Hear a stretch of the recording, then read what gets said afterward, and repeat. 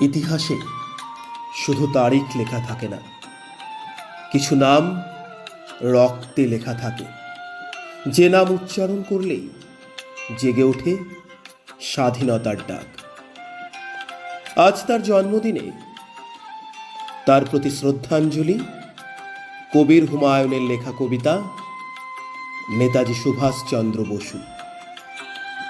জানকীনাথের রক্তকণিকা কটক শহরে এলো যে, প্রভাবতী দেবী সৌভাগ্যবতী সুভাষচন্দ্র পেল যে, চিত্তরঞ্জন দেশবন্ধুর যোগ্য শিষ্য তুমি হে, বিবেকানন্দের ভাবাদর্শে জাগালে ভারত ভূমিকে।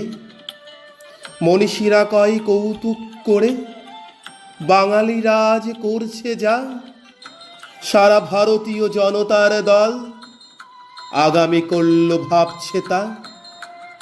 এই বিশ্বাস প্রভাসিত হলো চেতনে আমার নেতাজি, যুদ্ধ ব্যতীত মুক্তি মেলে না, সত্য কথা এই তো আজি। প্রেমের আকরে সিক্ত হৃদয় উচ্চারিলে বিশ্বাসে, তোমরা আমাকে রক্ত দাও হে, স্বাধীনতা দেব নিঃশ্বাসে। ব্রিটিশ শাসন হবে না মুক্ত চরকা ঘোড়ার নীতিতে, স্বৈর শাসক যাবে না হোটে যে অহিংসতার ভীতিতে।